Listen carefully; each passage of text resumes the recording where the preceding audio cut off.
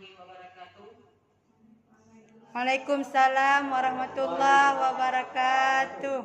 Alhamdulillahirabbil alamin wassalatu wassalamu ala asyrafil anbiya'i wal mursalin wa ala alihi washabihi ajmain. Puji beserta syukur marilah sama-sama kita panjatkan kehadirat Allah Subhanahu wa taala yang mana oleh Allah telah memberikan kita sehat badan, sehat pikiran sehingga kita dapat berkumpul di ruang yang sederhana ini, yaitu untuk menyaksikan penyebaran pemahaman dan penerapan pengalaman positif yang akan kami sampaikan secara kolaborasi, yaitu saya sendiri Hafidar dan kawan saya Khairul Nisa dan satu lagi Rodana.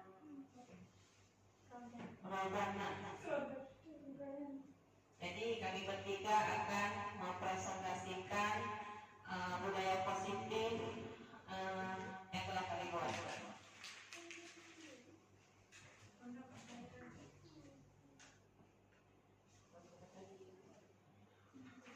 Budaya positif adalah nilai-nilai keyakinan dan kebiasaan di sekolah yang berpihak pada murid. Pembelajaran yang berpihak pada murid artinya memandang setiap murid memiliki kebutuhan dan potensi yang berbeda-beda. Tugasnya dari prinsip ini untuk menciptakan pengalaman belajar yang berkualitas dan menyenangkan bagi setiap murid. Konsep inti budaya positif: perubahan paradigma belajar, disiplin positif, nilai-nilai kebajikan, kebutuhan dasar manusia, motivasi perilaku manusia, posisi kontrol guru, keyakinan kelas, dan segitiga restitusi.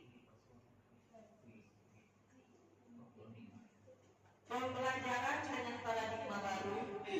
Pembelajaran dengan paradigma baru kurikulum merdeka merupakan pembelajaran yang dirancang berdasarkan prinsip pembelajaran berdiferensiasi, sehingga setiap peserta didik belajar sesuai kebutuhannya berdasarkan tahap perkembangannya sesuai teori psikologi modern untuk mewujudkan profil pelajar Pancasila. Kemudian miskonsepsi tentang teori kontrol. Yang pertama, ilusi mengontrol murid. Kemudian ilusi bahwa semua penguatan itu positif dan bermanfaat. Kemudian ilusi bahwa kritik dan membuat rasa bersalah mampu menguatkan karakter. Kemudian ilusi bahwa orang dewasa berhak memaksa. Kemudian stimulus respon lawan teori kontrol pandangan tentang dunia. Stimulus respon tentang dunia, teori kontrol dunia, realita kebutuhan. Kita sama semua orang melihat hal yang sama. Kita mengubah orang agar berpandang sama dengan kita berperilaku buruk dilihat sebagai suatu kesalahan. Orang lain bisa mengontrol saya bisa mengontrol orang lain. Pemaksaan ada pada saat menunjukkan gagal. Model berpikir menang atau kalah. Realita kebutuhan kita berbeda. Setiap orang memiliki gambaran berbeda. Ini maksudnya bukan stimulus respon tentang dunia, satu lagi teori kontrol tentang dunia. Realitasnya kita sama, tapi pada kenyataannya realitasnya kita ini berbeda. Itu maksudnya.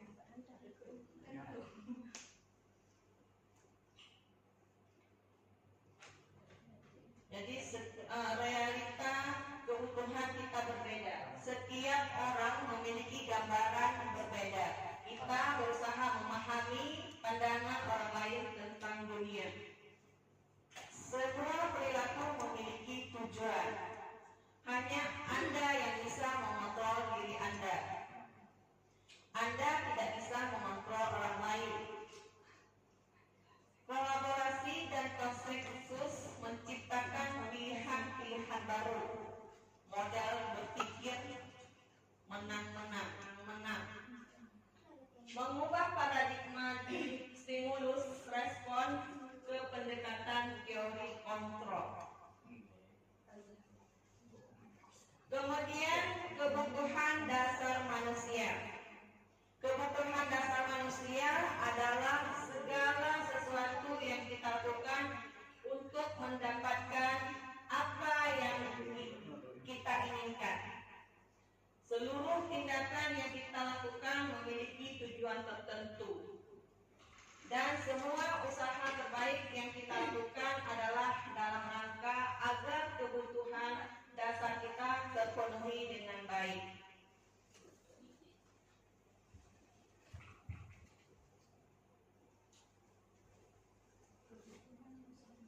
Kebutuhan dasar manusia. 1. Bertahan hidup, makanan, pakaian, tempat tinggal, keamanan, dan kesehatan. Kasih sayang dan rasa diterima, dipedulikan, berbagi, kerjasama menjadi bagian dalam kelompok. Kemudian penugasan, harga diri, keinginan untuk dianggap, memimpin, berprestasi, diakui dan didengar. Kebebasan, mandiri, memiliki pilihan, mencoba hal baru, mampu mengendalikan arah dirinya. Kesenangan, bermain, humor, antusias, dan tertawa.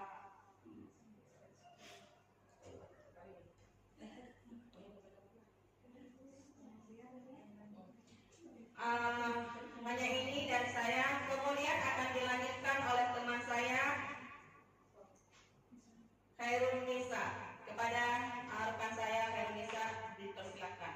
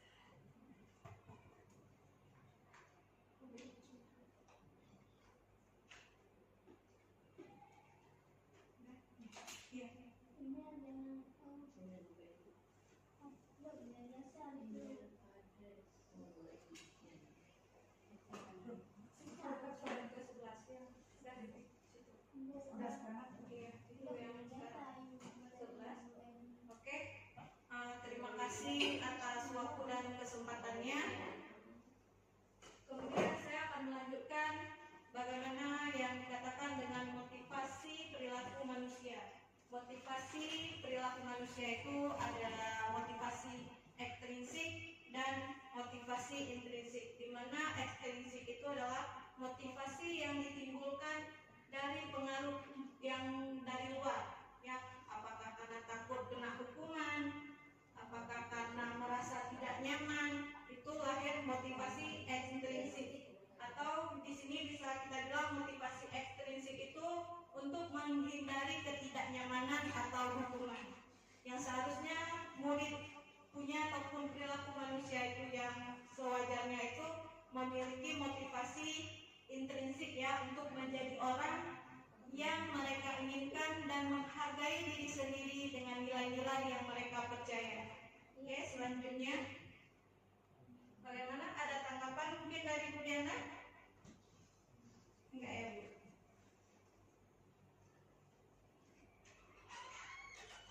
Oke, di sini kemudian ada hukuman. Hukuman itu adalah tindakan yang terencana. Hukuman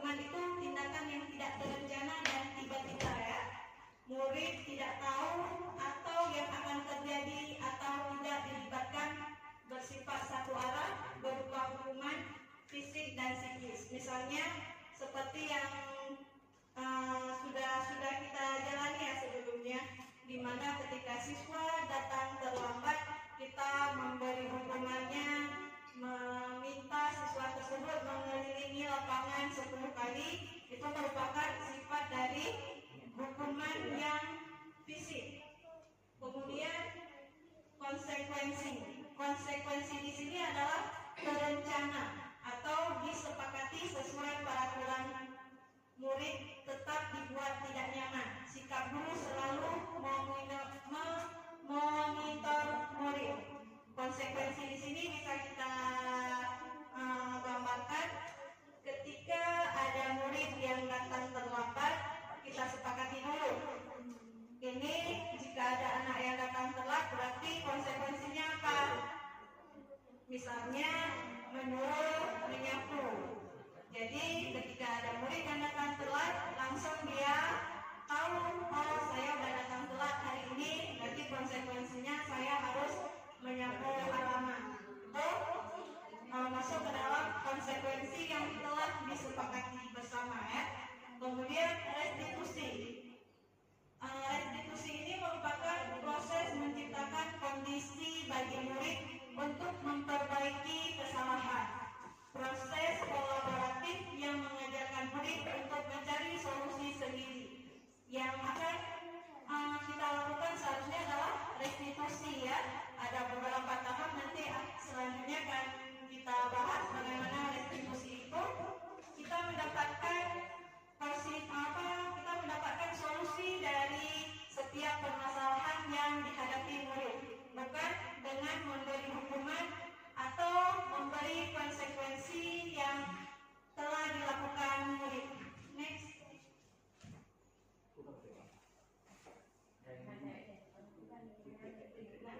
Di sini ada 5 posisi kontrol guru.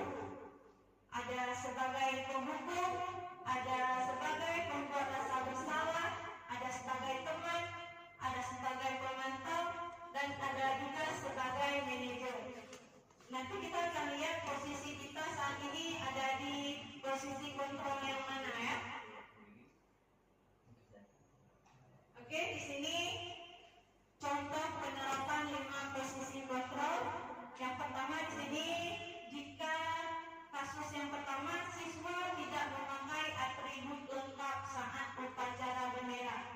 Jadi posisi kita meminta siswa hormat pada bendera selama 1 jam. Berarti posisi kontrol yang kita ambil di sini adalah sebagai penghukum, ya. Kemudian beberapa kali ibu atau bapak harus berapa kali sih bapak atau ibu harus memberitahu kamu selalu saja mengucapkan hal tersebut. Itu berarti sebuah posisi kontrol yang kita lakukan, yaitu membuat rasa bersalah. Ya, lanjut.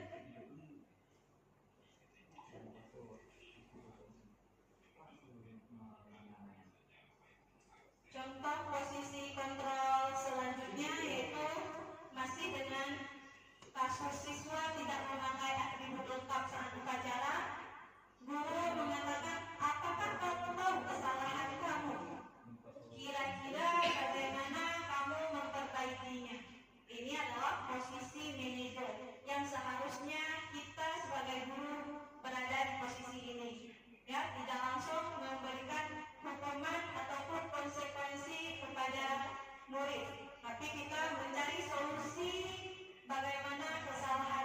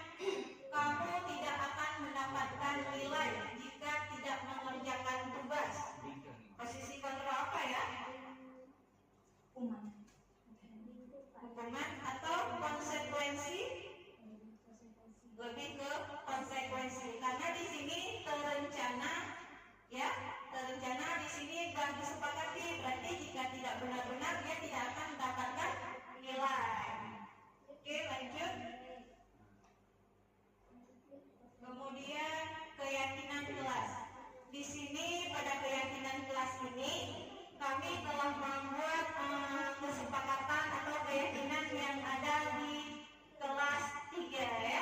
Bisa dilihat pada video berikut ini.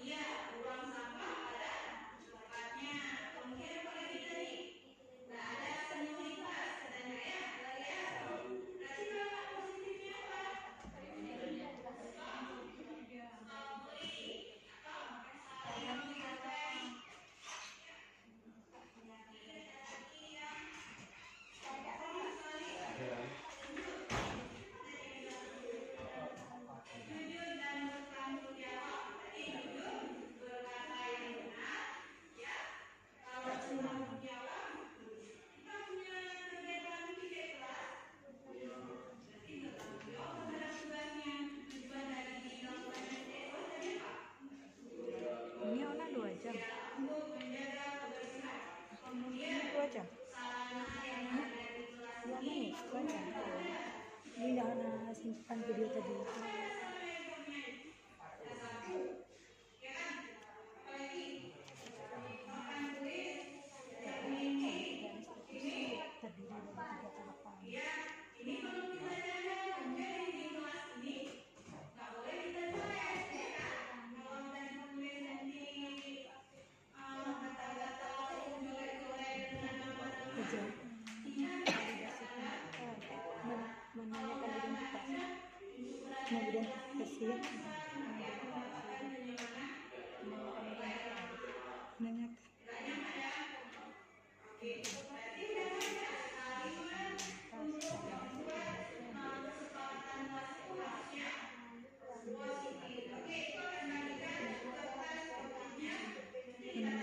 Ini bukan menanyakan kan? Ini bukan tindakan kesalahan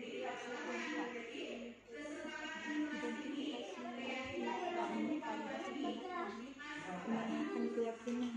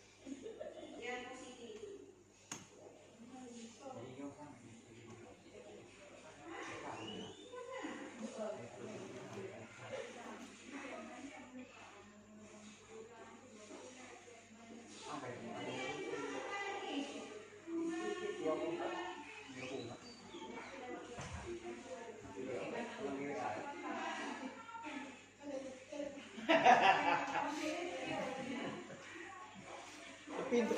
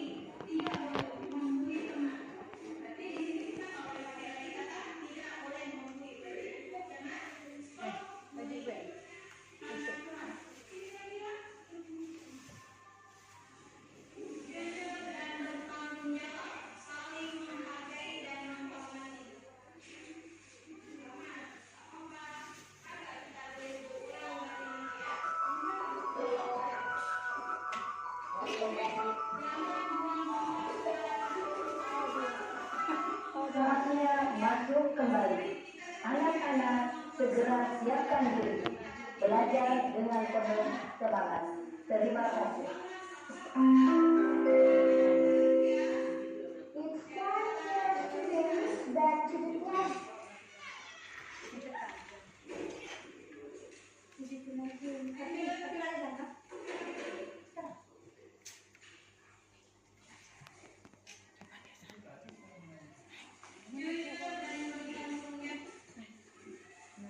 Saling menghargai dan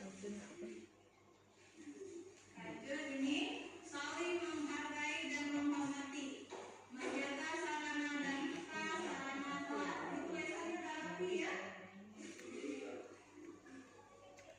Ini tidak membuli teman sekelas. Kan tadi kita kalimat positifnya apa? Stop bully. Berarti dia tadi pertamanya tidak membuli teman sekelas, diubah menjadi stop bullying. Oke, lanjut.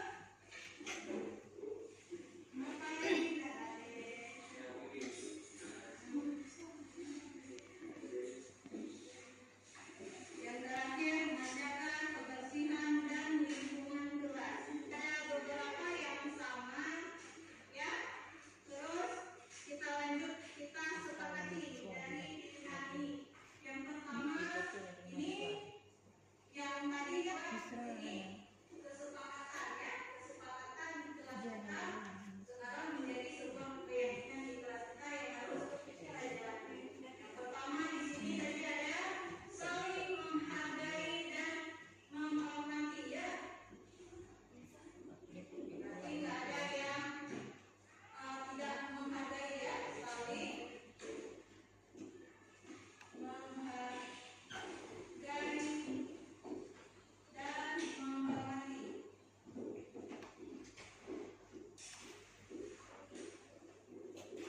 Yang kedua, jujur dan bertanggung jawab ya. Ini yang pertama adalah tidak ada lagi yang nggak jujur berarti ya, harus jujur dan bertanggung jawab.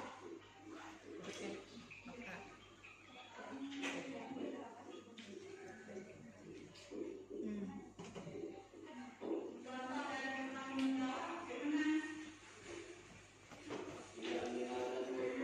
Tidak meninggalkan keluarga. Ya kan? Ya aku pilih, nampak aja ini. Jangan meninggalkan pekerjaannya buat teman yang lain. Oke, kemudian stop bullying. Stop bullying. Yang keempat, ini datang sekolah tepat waktu. Berarti karena positifnya Pak? Kalau tidak terlambat masih kayak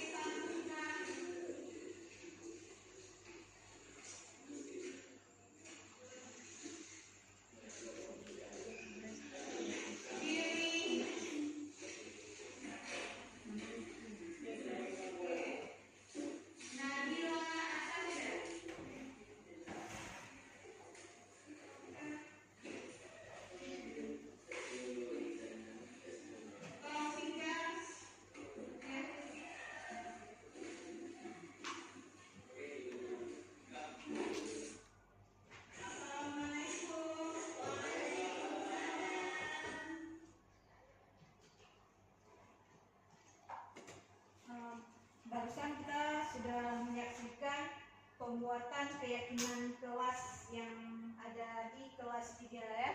Berarti kita di sini dapat tahu bahwa keyakinan kelas itu kita buat bersama-sama dan kita sepakati dulu bersama-sama ya. Kemudian kalimat yang kita gunakan pun kalimat yang singkat agar mudah diingat. Baik, selanjutnya kita akan lihat segitiga restitusi.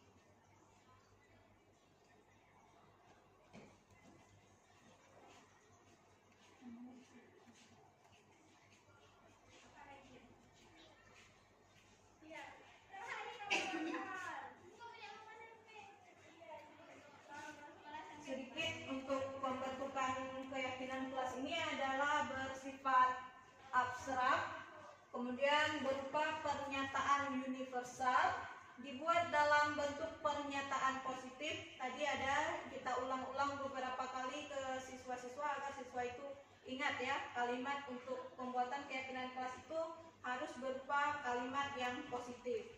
Kemudian sedikit saja supaya mudah diingat, ini adalah kalimat yang kita gunakan adalah kalimat yang singkat.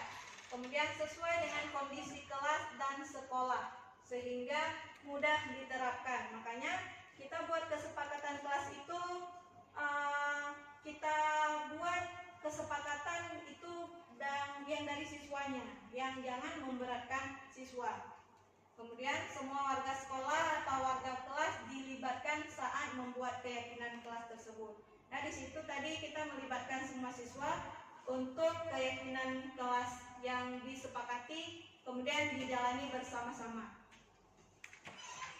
Selanjutnya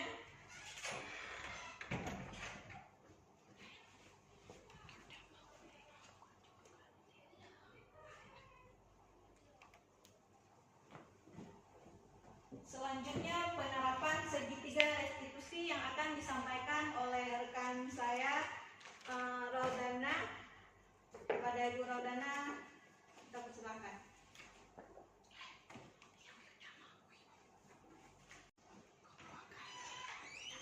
Bismillahirrahmanirrahim. Bismillahirrahmanirrahim. Terima kasih kepada Ibu Khairunisa yang telah memberikan saya kesempatan untuk memaparkan budaya positif, yaitu segitiga restitusi. Nah, jadi segitiga restitusi ini yaitu suatu proses dialog yang dijalankan oleh guru agar dapat menghasilkan murid yang mandiri dan bertanggung jawab. Nah, di sini kita sebagai guru itu ketika ada anak salah atau pada siswa yang salah itu tidak boleh kita langsung menghukum mereka. Akan tetapi bagaimana juga kita harus membuat segitiga restitusi. Nah, di segitiga restitusi ini di sini ada 3 langkah ya Bapak Ibu ya. Jadi yang pertama itu menstabilkan identitas. Nah, menstabilkan identitas di sini kita tanyakan dulu kenapa dia. Contoh misalkan siswa ini dia terlambat ke sekolah. Kita tanyakan kepada siswa kenapa dia telat ke sekolah. Nah, kemudian selanjutnya validasi tindakan yang salah. Nah, jadi kita beri kita istilahnya kita ingatkan lagi bahwa perbuatan ataupun tindakan yang dia lakukan itu berupa perbuatan yang salah. Nah, kemudian selanjutnya itu menanyakan keyakinan. Nah, di sini kita ulang lagi. Kita tanyakan kepada dia bahwa kita ingatkan dia bahwa sesuatu yang sudah dia perbuat ini kira-kira sesuai enggak dengan keyakinan yang sudah dia perbuat, seperti yang dipaparkan oleh Ibu Khairunisa tadi. Oke, selanjutnya menstabilkan identitas. Nah, di sini berdasarkan prinsip membuat kesalahan adalah bagian dari proses pembelajaran, yaitu berbuat salah. Contohnya misalkan kata-katanya ya Ibu, berbuat salah itu wajar. Nah, jadi kemudian ada juga tidak ada manusia yang sempurna. Jadi ketika kita bicara sama siswa itu bahasa yang seperti ini yang bisa kita terapkan kepada mereka. Kemudian bisa juga kita bilang ibu bapak juga pernah melakukan itu. Kemudian juga ibu bapak tidak mau mencari siapa yang salah, tapi ibu bapak ingin mencari solusi dari permasalahan ini. Kemudian yang selanjutnya kamu berhak merasa begitu. Ini kata-kata ataupun kalimat yang cocok ketika kita menerapkan ataupun menstabilkan identitas ini. Oke, next.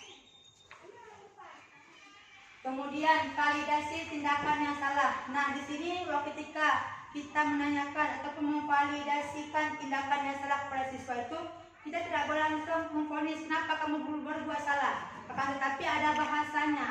Bahasanya seperti ini dia, berbuat salah. Jadi validasi tindakan yang salah ini berdasarkan prinsip setiap perilaku berupaya memenuhi suatu kebutuhan tertentu. Contohnya misalkan seperti kalimat kamu punya alasan mengapa melakukan hal itu. Nah, jadi kita tanyakan dulu kenapa siswa itu terlambat ataupun ada kesalahan yang lain. Kemudian selanjutnya padahal kamu bisa melakukan hal yang lebih buruk dari ini ya. Nah, kemudian selanjutnya kamu patut bangga karena melindungi sesuatu yang penting buatmu. Kemudian bisa juga menggunakan kalimat kamu melakukannya karena mempertahankan sesuatu yang penting bagimu. Nah, ini contoh-contoh kalimat yang patut kita ucapkan kepada siswa. Kemudian next. Nah, tahap ataupun langkah selanjutnya itu baru kita meyakinkan, menanyakan keyakinan.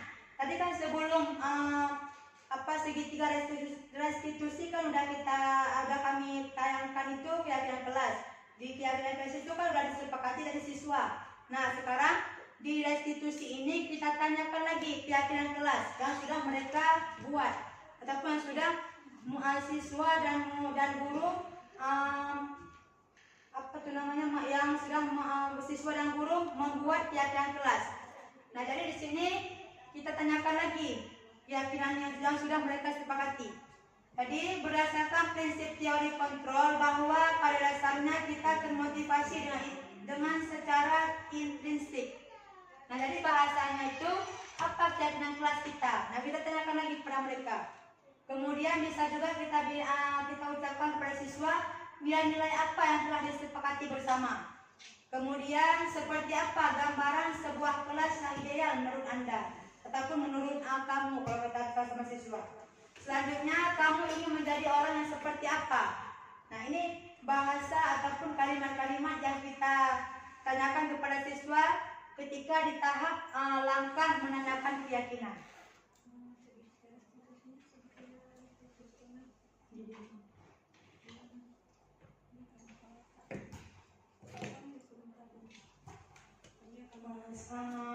Baiklah, saya sekarang akan menampilkan contoh ataupun segitiga restitusi yang telah saya buat kepada siswa yang terlambat ke sekolah. Sebentar ya Bapak Ibu, saya akan tampilkan.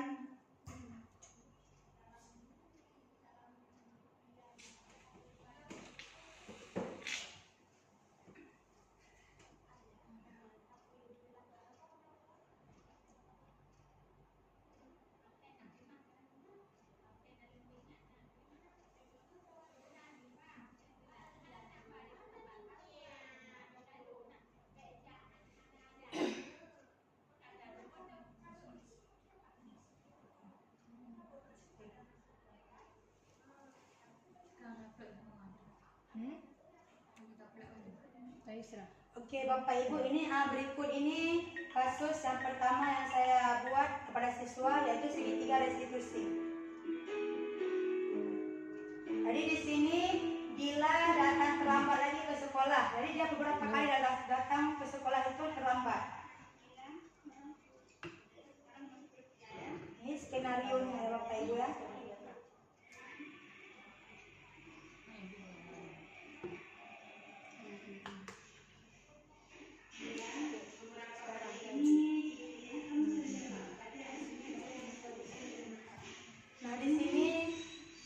Menstabilkan identitas. Jadi kita tanyakan dulu kenapa dia terlambat.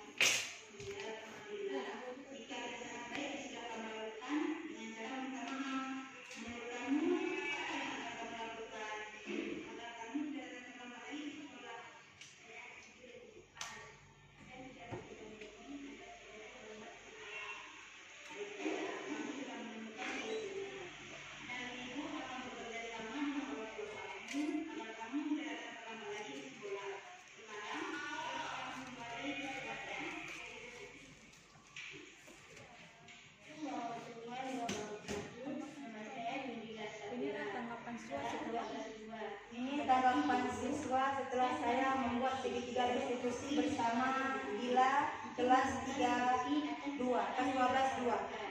Saya tidak akan begadang lagi supaya tidak terlambat lagi datang ke sekolah.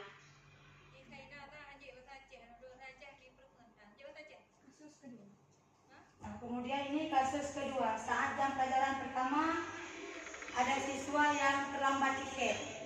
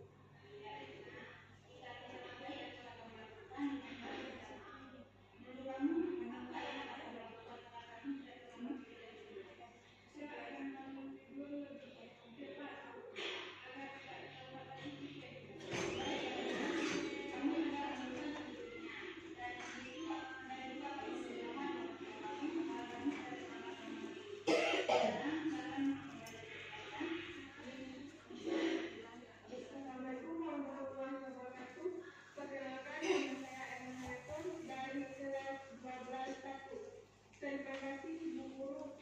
Saya senang sekali diajak diskusi dengan Ibu Guru untuk menemukan solusi atas kesalahan yang telah saya perbuat. Saya akan bangun pagi lebih cepat supaya saya tidak terlambat tiket lagi di kelas.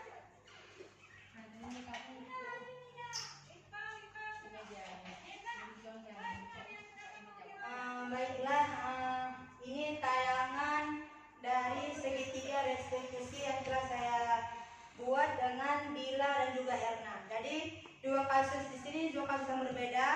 Jadi di sini yang pertama Dila dia terlambat ke sekolah.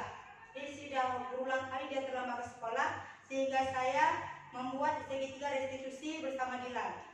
Kemudian yang kedua saya bersama Erna. Erna terlambat piket di kelas. Ketika bel masuk jam pelajaran pertama, dia belum selesai melakukan piket kelas. Nah, untuk selanjutnya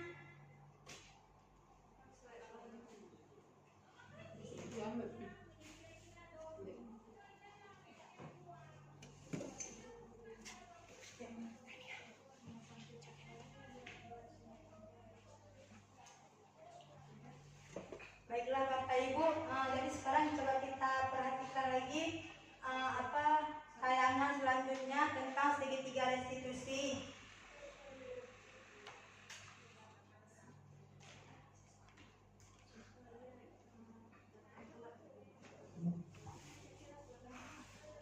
Ini kasusnya sama juga seperti Dila tadi. Dia datang ke sekolah selalu terlambat untuk kesekian kalinya.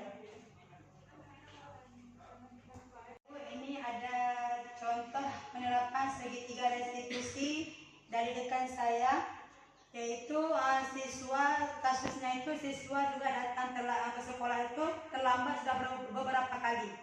Nah baiklah, ini dia tayangannya. Assalamualaikum Zaki.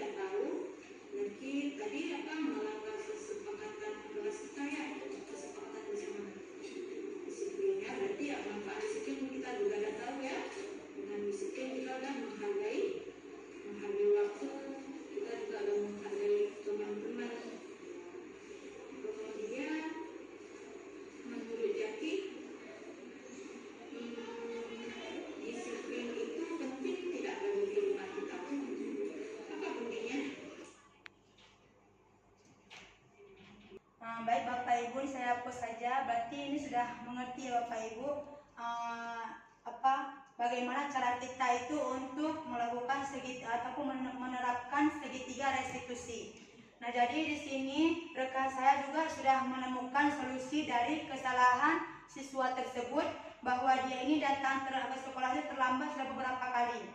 Jadi siswa tersebut dia sudah mempunyai solusinya supaya dia tidak datang terlambat ke sekolah.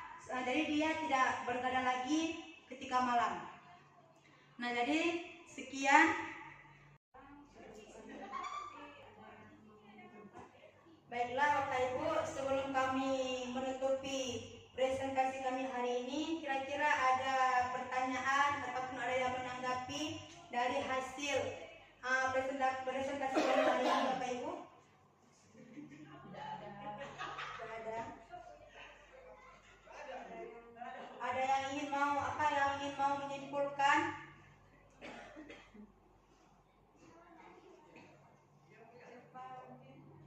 Boleh keluar, coba kan boleh di situ juga boleh. Di situ aja boleh. Boleh juga di situ.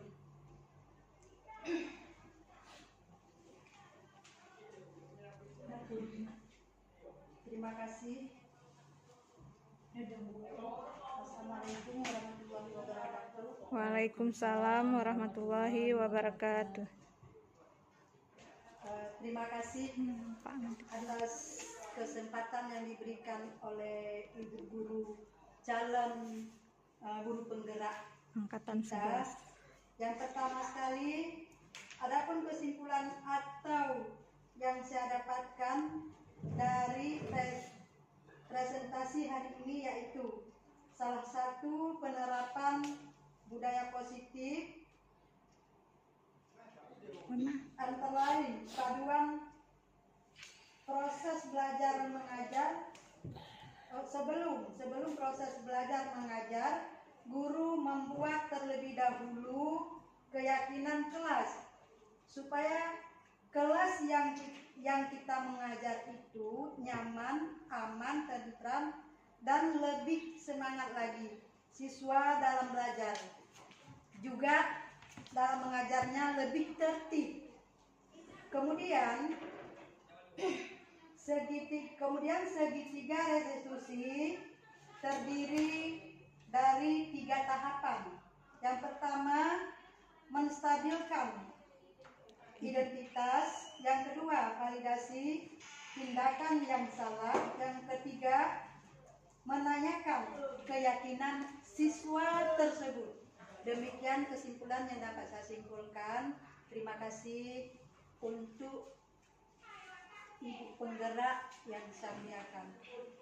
Assalamualaikum warahmatullahi wabarakatuh. Waalaikumsalam warahmatullahi wabarakatuh. Terima kasih banyak ya Ibu Wardati yang telah menyimpulkan hasil presentasi kami hari ini. Baik, berikan aplaus bagi Ibu Wardati.